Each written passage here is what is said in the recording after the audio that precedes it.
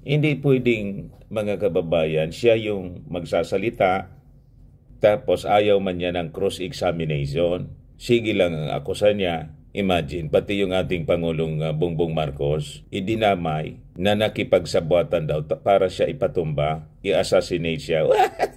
Diba? Ginawa pang aswang, nagbobodo rituals daw para aswangin daw siya at yung kanyang kaibigan na si Digong at si Inday.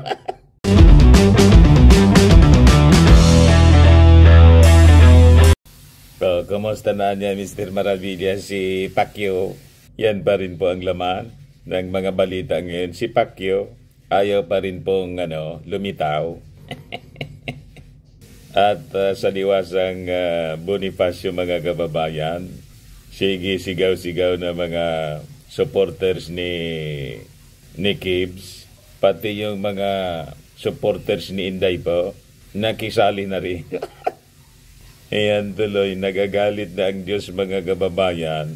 Yung Davao, tinamaan ng magnitude 6.0 lindol. Hindi na pa-stop ni Kibs. Ayan po, 6.0 magnitude earthquake hits waters of Davao Oriental Town. Pag hindi pa niya Mr. Maravillas yan lumitaw si Kibs, baka doon na sa kuta na pinagtataguan niya sa kanyang kingdom. Ngayon po, sa latest na balita, yung humanitarian and advocacy arm ng Catholic Church po, yung Caritas Philippines, may panawagan sa ating mga senador to side with the truth, justice, sa investigasyon niya ni Pacquiao. Church agency urges senators to side with the truth, justice in Kibuloy probe. As yan nangyari po, yung mga senador, other than si Risa Ontiveros, nakaside po kay Kibs. Alang yan talaga itong mga senador na to. Buti si JB Ejercito, binawi yung kanyang signature against contempt order. Pero yung mga senador, mga kababayan na nagkinabang siguro sa boto ng mga members ni Kibs, ayon, talagang todo tanggol po kay Pastor Kibs. Ang latest ngayon na nagsalita, si Bato, di daw siya naniniwala na magagawa ni Pacquiao ang kababuyan at pinopolitika lang daw si Kibs. Paano politika po na nagsimula po yung reklamo sa Amerika? Maglalabas na nga po ng warrant of arrest yung US District Court po. Kaya nga inintriga na ni Pacquiao yung kanyang mga properties sa kanyang best friend na si Mau Diggs. So ito na yung mga tanda na dadakmain na siya mga kababayan ng mga US authorities dahil sa reklamo pong sexual abuse and human trafficking. But before ko mga kababayan ibigay sa inyo yung full story ng mga balitang yan, click subscribe muna dito sa ating YouTube channel and hit the notification bell para lagi po kayong updated sa mga kaganapan dito sa ating bansa. Like and share na rin po ninyo ng ating video at wag na rin po ninyo na skip yung ating mga commercial ads para tuloy-tuloy lang ang pagunlad ng bagong Pilipinas. Sa mga naghanap po ng malinis and spacious fitness gym, punta lang po kayo sa aming Colossal Fitness Gym. We also offer Grab Car Rental with our brand new 2023 model ng Toyota Innova. We also accept booking for those who are planning to travel via PAL, Cebu Pacific and other airline companies, and bills payment for Meralco Bills, PLDT, etc. Ang Colossal Fitness Gym is located at 3rd floor, Security Bank Building, Lanco Business Park, Legazpi City, Albay. For inquiries, look for Jilon Maravillas. Contact number 0966-802-0949. Lagi na pong matao sa amin. Na-set up na rin po yung aming mga bagong gym equipment. May treadmill na rin po kami. Ito naman po yung bago naming product na binibenta online. Eye Glow Serum, whitening po siya. Tingnan ninyo yung epekto sa aking anak na architect before and now. Yung mga inquiries po ninyo, dumiretso na lang kayo sa kanyang Facebook account, Riz Maravillas. Ayos pa? Ayos na ayos niya, Mr. Maravillas. So ito siya mga kababayan, yung balita ngayon. Ginawang hero po si Pacquiao. Kakaiba na talaga po ang mundo natin ngayon. Kung sino yung suspected sexual abuser po, human trafficker, na tambak ang kaso po doon sa Amerika. Pati ngayon dito po, nasadlak sa patong-patong na kaso si Pacquiao, pati sa Senado, pati yung kanyang company, yun ang hero sa mga senador at mga supporters ni Inday. O di ba po kakaibang pag-iisip ngayon ng mga tao? Pero anya, Mr. Maravillas, ko konti man lang ang naniniwala. Yung mga nabilog yung isip at yung iba siguro niya pinondoan, Mr. Maravillas. Kaya nandoon sigaw-sigaw sa liwasang Bonifacio. Lahat nagpaka-t-shirt. Alangan mang hindi ginastusan po yon. Pati yung mga placards. Yan po, abolish Congress. Permanently restore freedom of the press. Bakit ano nangyari sa freedom of the press po? Kaya nga sila nandiyan dyan, mga kababayan, walang supresyon. Libre sila na magdaldal. Sinuspend na nga po yung SMNI, nagdadaldal pa. Sige pa ang broadcast, gamit po yung, yung social media. Wala mang sumusupil sa kanila. Nagpalabas ng statement po sa YouTube si Pacquiao.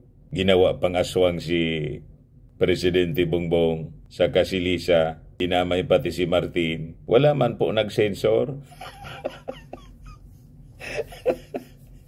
Di ba? Nagkukulangan ba sila ng freedom of the press? Kaya nga po, ang tawag dyan sa amin sa Bicol, balok-bagi.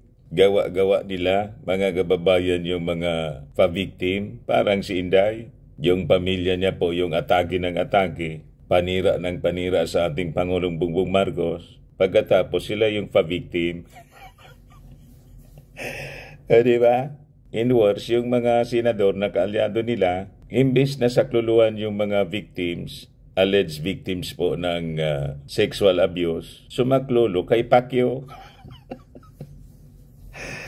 Kasama si Super Ate. Yun mga kababayan ang medyo hindi maganda na nangyayari. Kaya yan, nananawagan na po yung Caritas Philippines. Basahin natin po. Sabi dyan, the humanitarian and advocacy arm of the Catholic Church urged lawmakers, particularly senators, to pursue the truth regarding the alleged sexual abuses within Apollo Kibuloy's ministry. Caritas Philippines emphasized the need of ensuring justice for the alleged victims of human trafficking, sexual abuse, and other criminal activities involving Kibuloy in his church, the Kingdom of Jesus Christ. Pwede yung pangalan ng ating Panginoong Jesucristo na balahura na po. Kasi yung mga criminal activities nangyayari po as alleged ng kanyang mga biktima sa loob mismo ng ministry. Di ba nakakapanindig balahibo yon, mga kababayan? At yung nakakalungkot, yung ating mga ibinotong senador, imbes na tingnan yung kapakanan ng mga victims, doon sila kumampi sa alleged abuser. Yun ang walang kapatawaran, mga kababayan. Kaya sabi rito, nanawagan po yung Caritas. We call on Congress, particularly the Senate, to remain steadfast in its pursuit of truth and justice. The church agency urged the Senate to uphold the rule of law and ensure that everyone, regardless of their status of influence, is held accountable for their actions. The Caritas earlier appealed to Kibuloy to submit himself to the Senate inquiry and any other legitimate investigations. So kumampi na po yung Caritas, mga kababayan, sa panawagan ng ating Pangulong Bongbong Marcos. Sagutin mo na lang anya. Pag halimbawa niya, nasagot mo na yan, o di tapos na anya. Ayaw po. So paano malilinis yung kanyang pangalan? Di ba? Sabi niya hindi man siya guilty. O di paliwanag niya bakit hindi siya guilty. I-submit niya sa questioning ng ating mga senador kasi may obligasyon, may mandato yung ating mga senador, yung Senado po. May nagreklamo eh. Kaya sabi po ng Caritas, this is not about silencing him or denying him his rights. It is about ensuring that all voices are heard and that the truth prevails. Hindi pwedeng, mga kababayan, siya yung magsasalita tapos ayaw man niya ng cross-examination. Sige lang ang akusa niya. Imagine, pati yung ating Pangulong Bongbong Marcos, idinamay na nakipagsabuatan daw para siya ipatumba, i-assassinate siya. What? Diba? Ginawa pang aswang, nagbobodo rituals daw para aswangin daw siya at yung kanyang kaibigan na si Digong at si Inday. Hindi ba katawa-tawa? Sabi ng Caritas, we also urge all Filipinos to stand together in upholding the dignity of every human person and ensuring that the scales of justice tip in favor of the vulnerable and the voiceless, not the powerful and the privileged. Tama. Kaya nga, mga kababayan, may nag-react na ordinaryong Filipino po sa naging behavior ngayon ng ilang mga senador. Ito po, i-share ko po sa inyo. Napakaganda yung kanyang mga sinabi dito po, shinare sa social media. Si Yayam Dizon, sabi niya rito, Senator Mig Zubiri, with due respect, Senator, the Senate of the Philippines now which you lead as President is no longer an institution that is worthy of the people's trust and respect. Because you and your senators have made it an institution only for yourselves, for the rich, the powerful, and well-connected, and not for the people. He who has less in life should have more in law, anya. Of President Ramon Magsaysay is no longer a truism under the present batch of senators. In fact, you all have shown adherence to the infamous words of former Senator Jose Avelinos. What are we in power for? Because all you do now are for your own interest as well as that of your friends, relatives, and associates. The classic examples of this are what Senator Padilla and Senator Marcos are currently doing in the Senate defending Pastor Kibuloy. Your Senate is the same Senate who is quick to implement contempt charges against ordinary Filipinos, like low-ranking policemen who are being investigated, but very slow to act against the moneyed and influential like Pastor Kibuloy. Your Senate is the same Senate which failed to even come up with a recommendation for prosecution of people responsible for Farmally and DepEd laptop investigations because the people involved were close to former President Rodrigo Roa Duterte. No, sir, you don't need to defend the weakening of the Senate as an institution. It's already weak and useless as it is now. It is no longer a bastion of truth, freedom, and democracy for our country and people as what it should be. It has become like a club for the big boys promoting and protecting its own interest. The hell with the people's interest. Ayan po, mga kababayan, ang strong statement ng isang ordinaryong Filipino sa naging behavior ngayon po ng mga senador. Tapos kinote niya, mga kababayan, yung sinabi noon ni Mig Zubiri. Sabi ni Mig Zubiri noong March 6, 2024, I will never allow the weakening of this institution. The Senate of the Republic of the Philippines,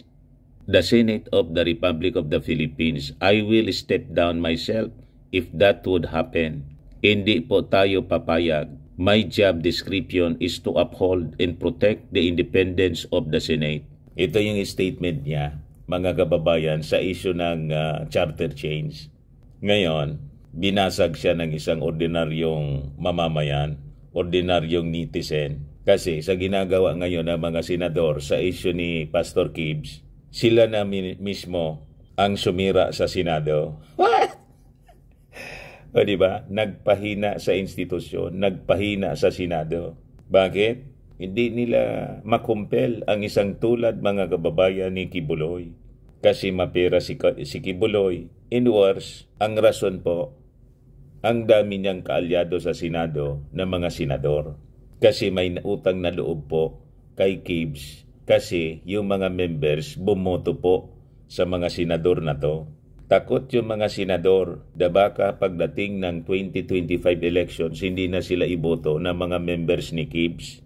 Yan po ang katotohanan yan. At yun na I think ang tingin nitong nag-react mga kababayan na ordinaryong mamamayan. O ngayon, mga kababayan, ito yung rally dyan sa Liwasang Bonifacio na ang sabi di daw sila aalis hanggat hindi mag-resign yung ating Pangulong Bongbong Marcos. Naging anti-Marcos mga kababayan yung rally sa Liwasang Bonifacio. Ano man kinalaman ng ating Pangulong Bongbong Marcos sa problema ni Gibbs? Sabi nga natin, ang nagpatawag po ng Senate investigation po, anti-Marcos, si Risa Ontiveros. Wala man dyan control kay Risa. Ang ating Pangulo, anti-Marcos. Diba? At yung kaso ni Pastor Gibbs, mga kababayan, idinulog sa Senado. At isa pa, ang kinasadlakan niya, hindi lang dito, pati sa Amerika, wala mang kontrol yung ating Pangulong Bongbong Marcos sa gobyerno ng Amerika. At kahit yung US government, separado na din po yung husgado doon, tulad dito sa ating bansa. May separation of powers. So, pilit nila na sinasangkot yung ating Pangulong Bongbong Marcos sa mga problema ni Gibbs. Si Gibbs po ang may gawa ng kanya mga problema. Kasi kung hindi niya ginawa yung mga alleged sexual abuses and human trafficking, di wala sana siyang kaso. Ngayon, kung talagang naniniwala siya na wala siyang ginawa, hindi siya guilty, defend niya ang kanyang sarili. Ayaw man niyang sagutin. O tingnan ninyo ito, Protect FRRD daw, mga kababayan. Lumayo sa issue mga kababayan ito mga nagrarally. Pakinggan natin yung mga sinisigaw-sigaw nila dito po. Dali lang po, mga kababayan. Pakinggan po ninyo.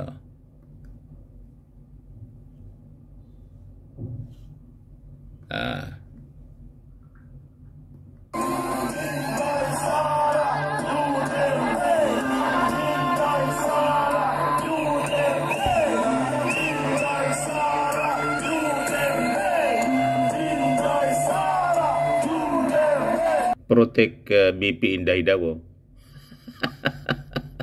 At ang tawag nila, prayer rally. Saan ka nakakitang ganyan mga kababayan na prayer rally? Pati yung panalangin po, sinalaula nito mga taong ito. Ngayon po, Protect Inday Sara. Di ba? Kaya dito sa ating prayer rally, isa rin sa ating itinadalangin sa ating buong may kapal ay magkaroon pa ng karagdagang kalakasan ang pamilya Duterte. Dahil sila lang ang tunay na nagsusulong ng ating mga karapatan bilang mga Pilipino.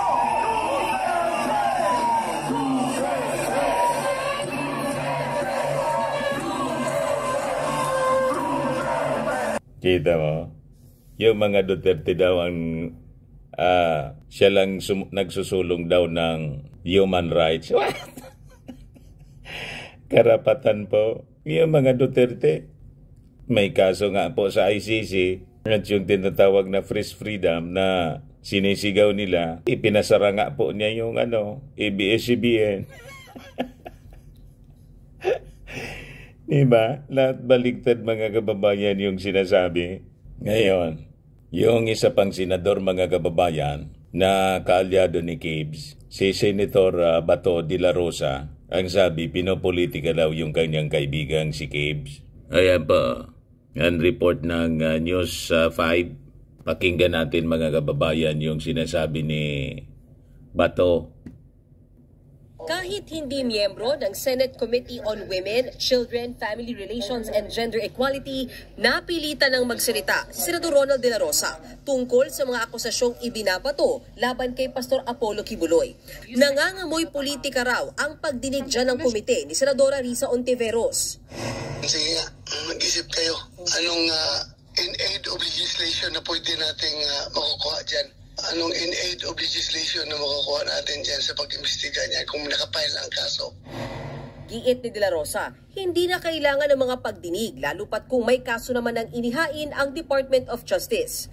Nahaharap si Kibuloy sa mga akusasyon ng panggagahasa, sapilitang pagtatrabaho at pananakit sa mga dating miyembro ng Kingdom of Jesus Christ. Martes nang ipag-utos ng DOJ ang paghahain ng kasong sexual abuse at qualified human trafficking laban kay Kibuloy. Tingin ni De La Rosa, hindi magagawa ng pastor ang paratang, lalo't son of God anya ito. If you ask my opinion about him, he is highly respected. Ako mismo humahanga sa kanya. He is the son of God. So, least expected ko sa kanya na gumawa ng ganong offense. Opinion ko lang yan. Hindi ko naman siya nakikita 24 hours a day. So, opinion man lang daw niya. At inadmit niya na hindi man niya nakikita 24 hours si Kibs. So, hindi niya alam kung ano talagang ginagawa nito. Kasi hindi man niya mabantayan. O, di ba? Admission, mga kababayan, na kahit siya, hindi siya sigurado sa kanyang sinasabi.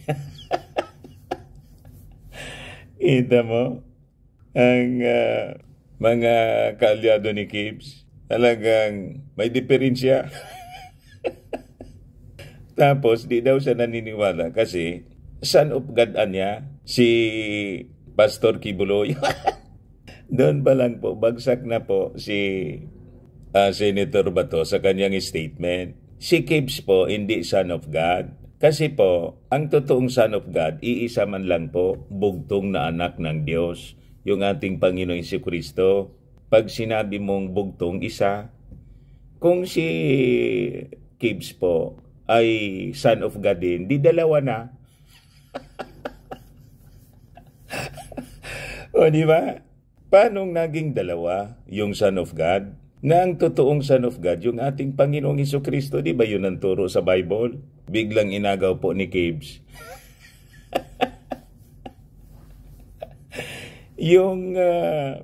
Yung posisyon ng ating Panginoong Jesucristo, inagaw ni Kibs. Siya na daw yung son of God. Pinaniniwalaan naman itong senador nating si Bato.